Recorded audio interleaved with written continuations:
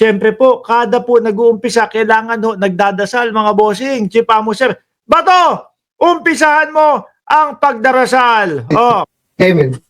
kaya amen, amen, amen, amen. Ewan ko lang sa inyo kung pakinggan kayo. No? Sa dami ng mga napatay nyo daw, nung panahon na nanunungkulan ng dating Pangulong Duterte, di umano, ewan ko lang kung pakinggan kayo ng may kapal.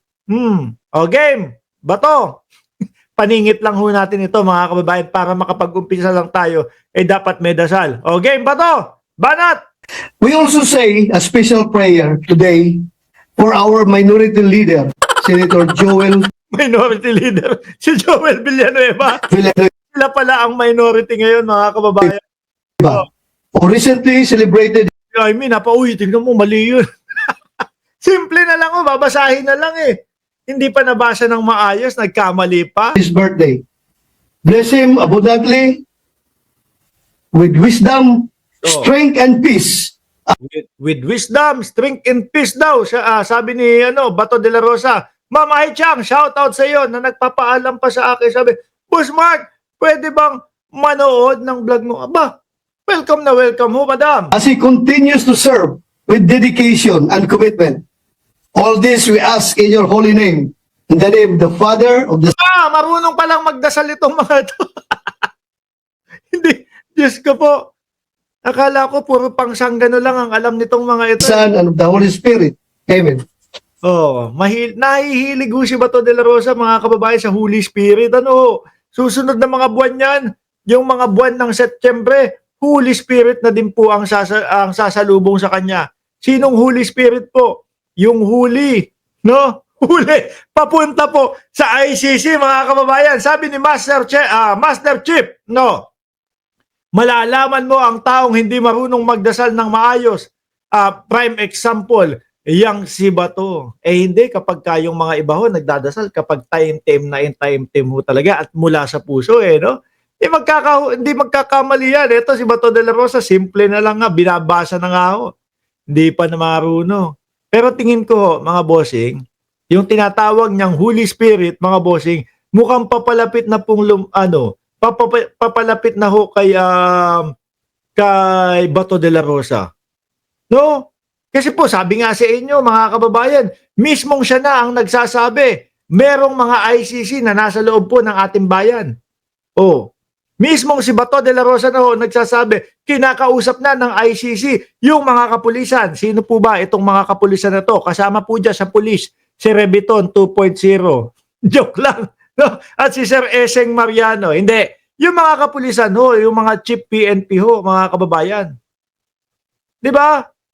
Sabi nga si Bato na mismo ang nagsasabi, nandito na po sa loob ng Pilipinas ang ICC, nandoon sila sa isang hotel sa Pasay.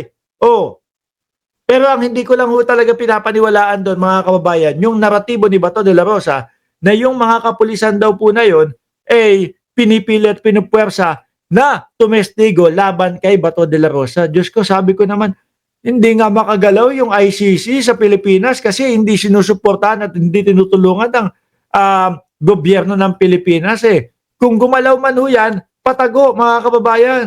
Baka yung mga kapulisan na yon, kagaya nila Albayalde, mga bossing, sila mismo ang lumapit sa ICC. Sila mismo ang nakipag-coordinate sa ICC. Bakit to? Baka ho kasi mangyari sa kanila yung nangyari kay dating Pangulong Duterte. Ano ba naman ho sila, mga bossing? Siyempre, mga simpleng puliso. Kung yung dating presidente, ayun, nandoon na sa ICC, ano naman daw ba sila? O kaya, sabi siguro ng mga pulis, total naman, no? Inutusan lang kami, ginawa lang namin ang aming tungkulin, galing sa presidente, galing do sa matataas na mga senador. Sundin namin. Sabihin na namin kung ano talaga yung mga nangyari at inituutos sa amin. Di po ba, mga kababayan? Kesa naman, kami ay magaya sa dating Pangulong Duterte. Kaya tingin ko, mga kababayan, napapalapit na yan. Kasi lahat po nung mga kagaya niyan, nila Ellen Tordesillas, siyempre ho, may mga ano yan, may mga kuligligong tinatawag yan. Di ba? Nenita Sabado at Berna Dimaandal at Gerald Evans. May mga kuliglig na tinatawag yang sila Ellen Tordesillas. Mga kababayan na nagchuchuchu sa kanila, uy, lalabas na yung warrant of arrest ni Bato de la Rosa sa ICC. Yari yan, mga kababayan. At makakatunghay na naman po tayo, mga boss chief sir, ng Bato de la Rosa na nandun sa kabundukan. Na nandun, tapos sasabihin, papatayin muna yung cellphone. Tapos, kapag ka medyo hupa na ho, mga bossing, saka lalabas. Nagleletsyon na. Di po ba? Alam niyo naman po si Bato de la Rosa. So, antabayanan natin yan mga kababayan. Setyembre at Oktubre ang sinasabi na posible na magka-arestuhan daw po at posibleng ilabas ang warrant of arrest ni Bato de la Rosa. Tignan lang ho natin kung ano ang gagawin ni Chis Escudero. Kung hahayaan niya na magkubkob si Bato de la Rosa ng ilang taon, 3 taon, doon sa loob ng Senado, kung hahayaan niya, sabi naman ho ni Chis Escudero, hanggang sa legal na pamamaraan lang kututulungan si Bato de la Rosa. Pero pag labis na ho at hindi na legal, sorry. Mukhang ending din po niyan, mga kababayan, pasok sa loob. Sabi ni Gerald Evans ng Cereza Force, maraming piyato sa Davao, kilala ko. Yung iba, Pixman. Sabi daw ho ni Bato de la Rosa, totoo. Di ba? Totoo. Gustong ilusot ni Bato de la Rosa yun, mga bossing Yung Mary Grace Piatos. Kesyo, madaming piatos doon sa Davao. Kilala ko yung iba. Kaya lang, hindi ko kilala si Mary Grace. Mga kalokohan nyo dyan, Kaya etong mga pagdadasal ninyo, ewan ko lang kung pinapakinggan o papakinggan.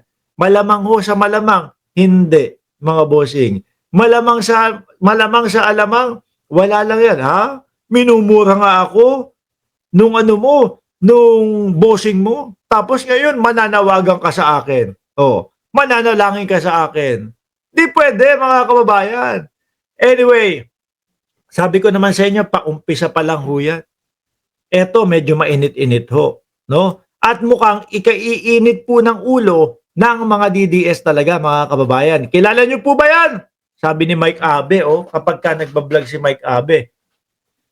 Kilala niyo po ba yan? Namumukhaan niyo po ba yan tao na yan? Ganyan mag-vlog si Mike Abe, si Boss Mike Abe. Yan.